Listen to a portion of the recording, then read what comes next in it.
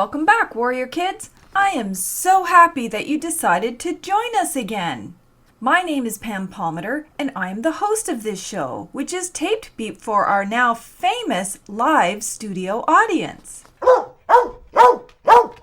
I am super excited to hang out with all of you today to talk about Indigenous identity and all the different words that are used to refer to Native peoples. But before we do that, did any of you notice how I greeted you today? I said bonjour. It sounds a lot like bonjour, the French word for hello, but the word I used was bonjour. Bonjour is an Ojibwe word that means hello. The Ojibwe are a group of Native peoples who live in Turtle Island, also known as Canada and the United States. So, you learned another way to say hello in Ojibwe. But do you remember the Native greetings that we used in our last podcast? I'll give you a hint. The last time I said hello in Mi'kmaq, Cree, and Mohawk. Do you remember now? Kwe, Tunse, Sago. Kwe is Mi'kmaq, Tunse is Cree, and Sago is Mohawk. If you keep practicing, you'll be able to greet Native peoples from all over Turtle Island. What a great way to start off our podcast about Indigenous identity, by using Native languages to say hello. Did you know there are about 70 different Native languages in Canada?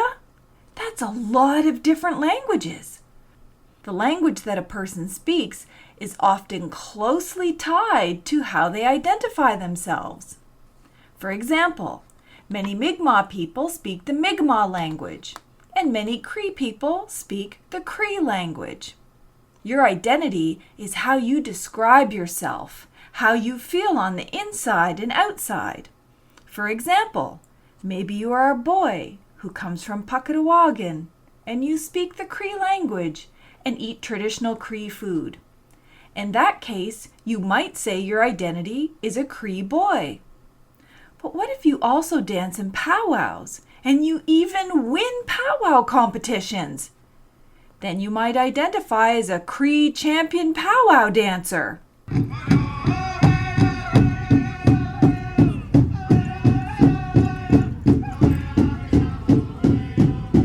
That's the great thing about your identity. You can just keep adding all the things that make you who you are to your identity. I could just listen to powwow music all day. Oh, our live studio audience has a question. Cricket wants to know, what is a powwow? A powwow is a gathering of Native peoples from either one nation or a whole bunch of Native nations to get together to sing, dance, and drum for a few days. Sometimes they do it as part of a traditional ceremony, and sometimes it's done just for fun or to compete in competitions for prizes. For many Native peoples, attending powwows are an important part of their identity. Did you notice I'm using different words here? I've said Native peoples, and I've also said Indigenous peoples. Sometimes you might even hear the term Aboriginal peoples. So what do all these words mean? And which ones should we be using? Well, let's start with the word Indigenous, because that is the word that most schools and universities, governments, the media, and even most people seem to be using right now. The word Indigenous generally refers to all of the Native peoples that live on Turtle Island. And Native peoples are those people that lived here long before settlers moved here and created Canada. Sometimes people use the word Indigenous or Aboriginal to mean the same thing. Whether we use the term Indigenous or Aboriginal, they both refer to three general groups of Native peoples in Canada: First Nations, Inuit, and Métis. First Nations are the original peoples of Turtle Island.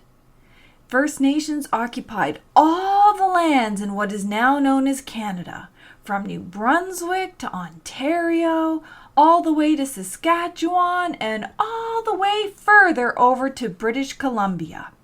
First Nations have lived and governed on their territories since, well, forever.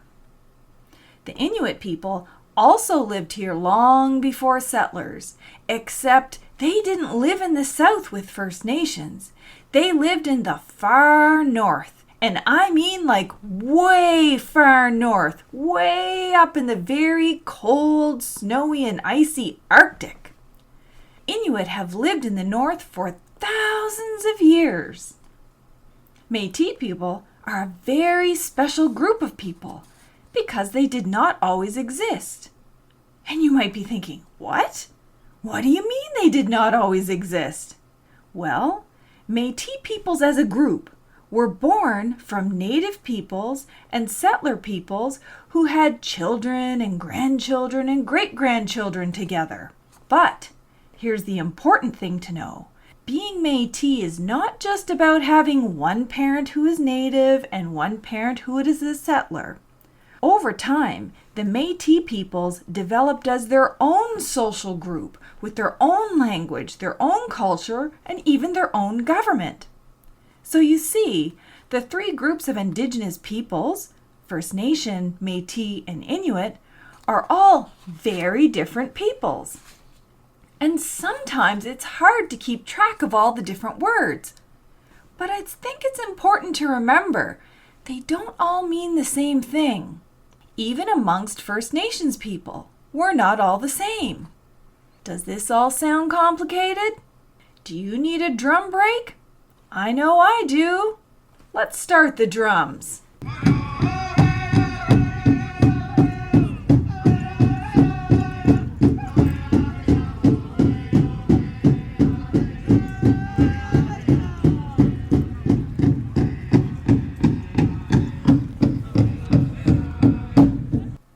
Okay, there, that's better. All right, so we talked about identity and some of the things that go into making up our identity. We also talked about Indigenous identity. So I'll use myself as an example. I was born into a huge family. I have 8 sisters and 3 brothers, and they're very noisy, very talkative. We have lots of discussions, but they're also very loving and protective. My family is part of a larger group of families that are all related to one another and make up what's called the Mi'kmaq Nation. The Mi'kmaq Nation is a group of native peoples, and we have our own language, our own government, our own customs, practices, and stories. We even have our own laws. And there are a lot of us. The Mi'kmaq Nation is huge, sort of like my family. We are spread out over 7 districts that includes lands in New Brunswick, Nova Scotia, PEI, Newfoundland, Quebec, and even the United States. Some of you might even be living in Mi'kmaq territory right now. And just in case you are, you need to be prepared. Do you remember how we say hello in Mi'kmaq? That's right, we say Kweh. So the next time you're out and about in Mi'kmaq territory and you come upon a Mi'kmaq person, make sure you say Kweh. Today, our huge Mi'kmaq Nation is divided into smaller communities called First Nations. And each of those First Nations, even though they're part of the Mi'kmaq Nation, all have their own name. My First Nation is in New Brunswick, and it's called Eel River Bar First Nation. Yes, you heard me right. I said Eel River Bar, like the slippery eels that swim around in the water.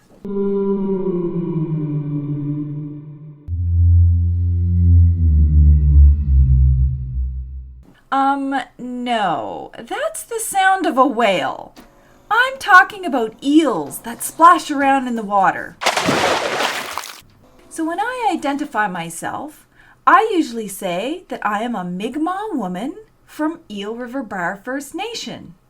I usually don't say I'm Indigenous or Aboriginal because then people won't know if I'm First Nations, Inuit, or Métis. Sometimes I might say that I'm Native because most people tend to associate the word Native with First Nations. But everyone is different, and it's up to each person to decide how they want to identify. So, what is the best word to use? Well, that depends. And not everyone agrees on what is the best word to use.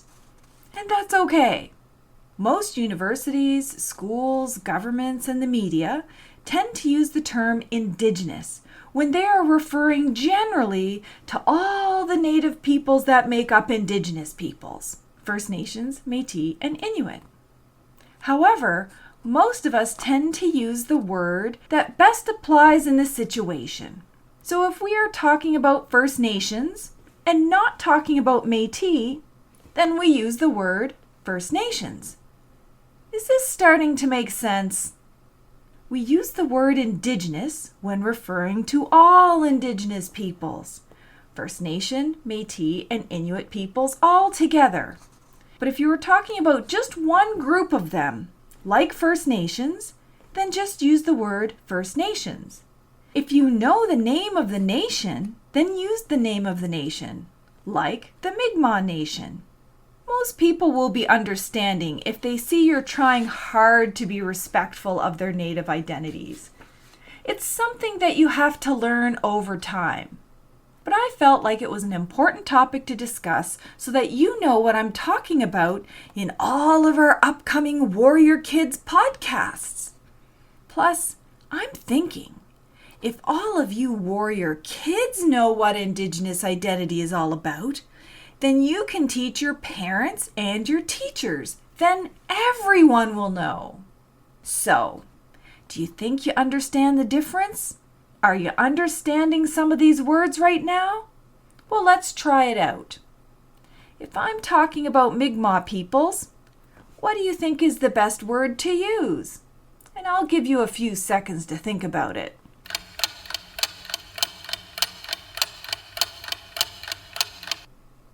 If you said Mi'kmaq, then you're right, because Mi'kmaq peoples come from the Mi'kmaq Nation. If you said First Nation, you would also be right, because Mi'kmaq peoples are also one of the many First Nations in Canada.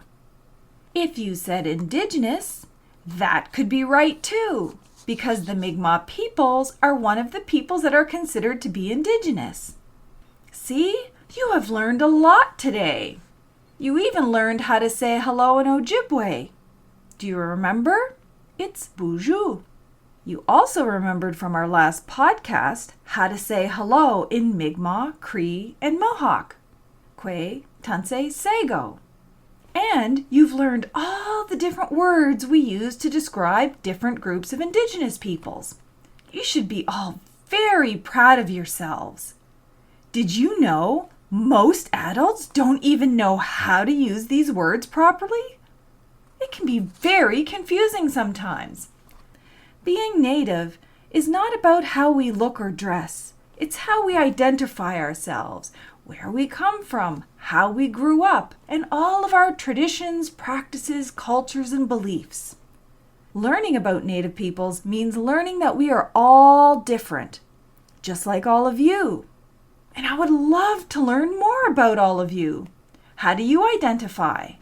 Are you an amazing jingle dress dancer?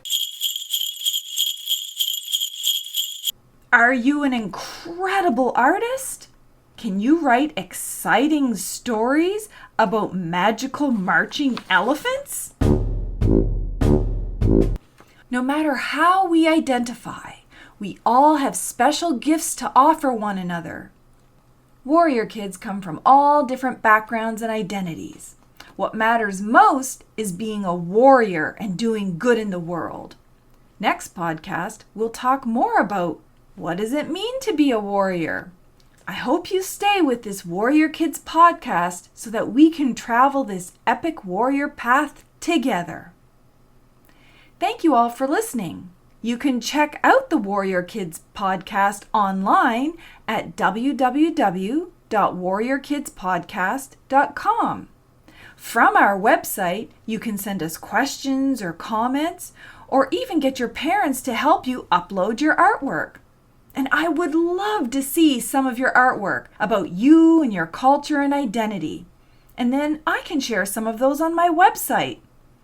Till next time, later, Gators.